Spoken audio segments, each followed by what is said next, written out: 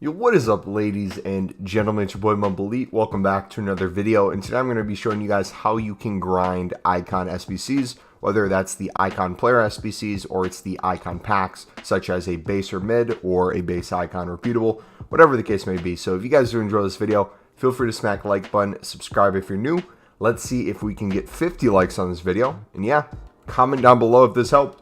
We almost have Roberto Carlos done doing this method. We have 2 teams left of him, and I would love to do this Patrick Vieira. So we're taking a look at his requirements. It looks like you have 288 rated teams, 287s, at least 286s, an 84, an 83, and then you have your Rising Star and Born Legend. So that's quite a bit of teams, and depending whether or not you're saving for a team of the year, this might change your mind depending on whether you're saving packs. But what I'd recommend as the first kind of tip that you can do at any point in time is the League SBC grind. Now, I will, at the top of this video, I will link in the description my how to grind League SBCs, where we walk through how I kind of start with the Libertadores SBC, and from this we're able to craft every single league in the game. That video is really helpful in understanding how to do this, but that's going to give you a lot of different packs. So for example, if we were to do the Libertadores, you would see that we'd get a gold players pack right here, which is going to be great for fodder and potentially packing someone. You're going to see a jumbo gold pack here, which is going to be great for potentially packing someone and or selling on tradable gold cards. We have an Electrum players pack here, which is going to give us great fodder for building repeatable SBCs.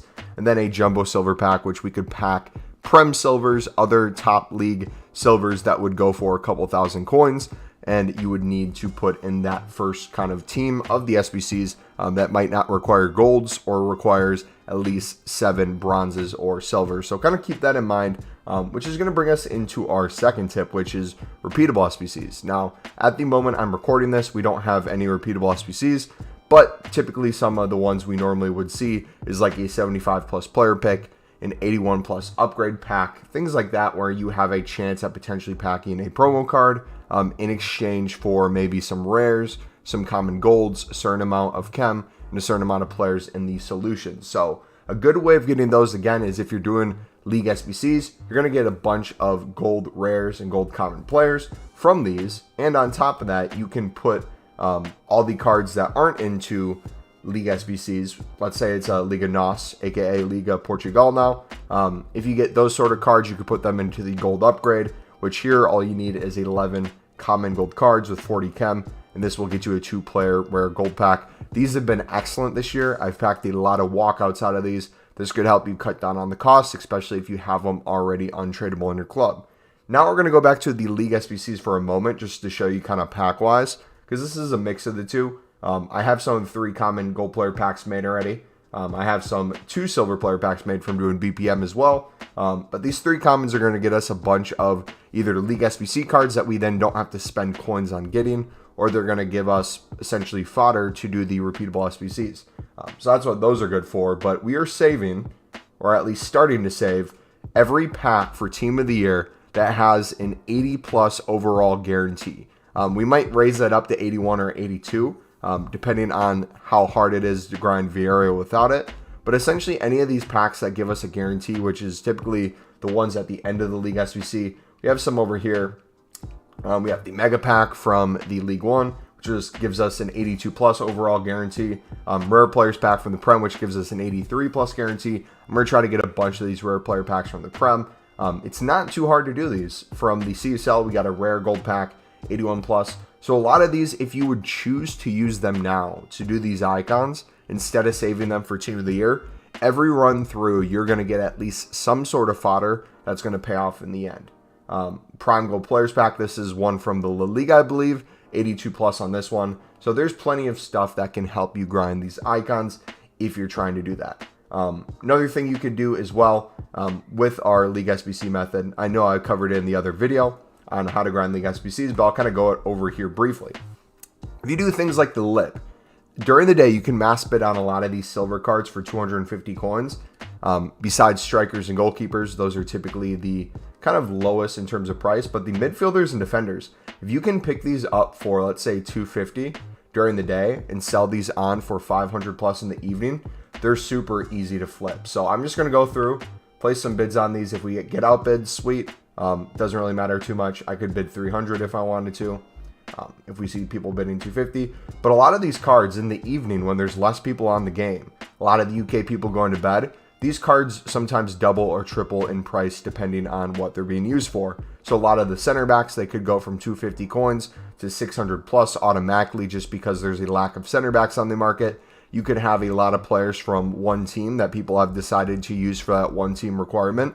A lot of those cards might go to 900 plus because there's just a lack of that team on the market, but people see a footbin solution for it, so they pick it up. So highly recommend during the day, if you can bid 250 to 300 coins, depending on the buy now. Again, always look at the buy now. Some buy now prices are higher than others. A lot of defenders I know at the moment go to 500 coins buy now, but later in the evening we can sell on for 500, 600, so and so. Mass bidding on these cards is not only going to help you save coins for doing League SBCs, especially the lib, selling them in the evening a lot of times can double or triple your coins. So in doing this day in, day out, you're going to get yourself a lot of profit that then can be used to either buy out some players in a remaining team. For example, if we go to Roberto Carlos real quick, I have only the 86 rated teams left, and I have a bunch of 84s and 83 fodder. So if I wanted to, theoretically, if I wanted to go buy like a 91 goalkeeper, let's say that would help me finish out this team, that would be something I would potentially consider. So as you see, we have some 84s right there.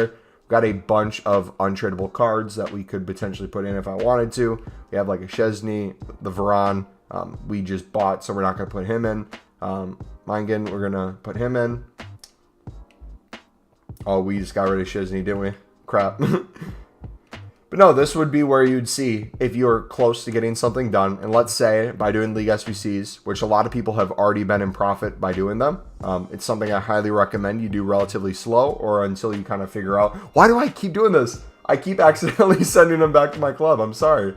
But no, this is something I recommend you guys do if you're new to League SBCs. A little slow the first time, just so you start getting an understanding of how it works. But most people, especially in my community, the more they do the League SBCs, the more ways they can see how to profit. And they've not only been making coins while doing this, they get a bunch of tradable fodder, untradeable fodder, again, a bunch of profit that you can sell on, and they get a better understanding of the market. So this would be one of the cases where, like, let's say we have 7 days left in the Roberto Carlos. Let's say I get a bunch of 83s and 84s, and I'm way up in coins. It may be smart for me to buy like a 91 or 90 rated card if that could finish off our 86 rating. I don't know if that necessarily would take us there. I'm not saying it would. That would be the sort of thing what I would spend coins on. But yeah, hopefully that helped, dudes.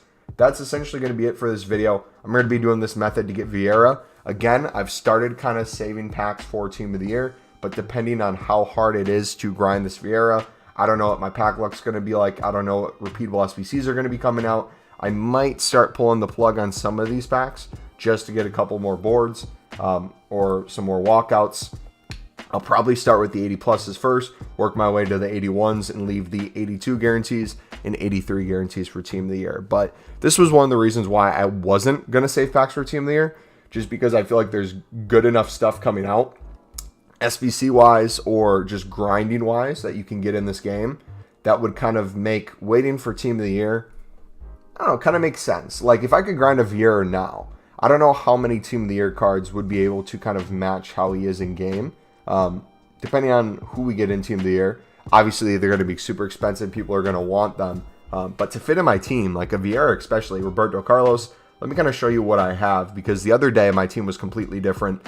Then we packed Vinicius. Then we just competed this Compo for now. So Vieira would probably replace him eventually. So I'm in no rush. I could use the whole 30 days if I wanted to that he's here. Di Natale we have playing at the right mid spot on 7 chem with Theo on 7 chem at right back, because we're going to be getting the Roberto Carlos done. We have Kimpembe untradeable, so we got Varane, we bought him on the market.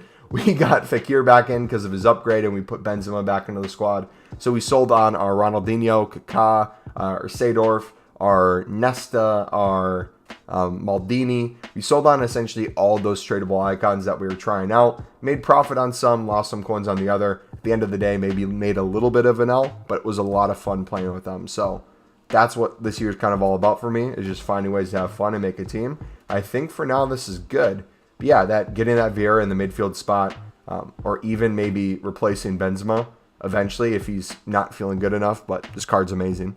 We could move Fekir up top, put Vieira there, or put Capo there and put Vieira at center back, or center mid, then get another center back instead of Ron or Kimpembe if we wanted to. But I feel like this is a good balance overall for how often I play gameplay. Yeah, thank you for watching. If this was helpful, feel free to smack the like button, subscribe if you're new, comment if you have any questions at all. I feel like I covered everything in this video, but sometimes I forget that people don't necessarily do this stuff as much as me. So if I was talking about League SBCs in a way that you didn't understand, or talking about repeatable SBCs, or like how to grind, again, we have that League SBC grinding video that I'll link at the top of the subscription. That should help out. But besides that, dudes, feel free to comment any questions. I'll catch you next time. It's been your boy MumboElite. I'm out. God bless.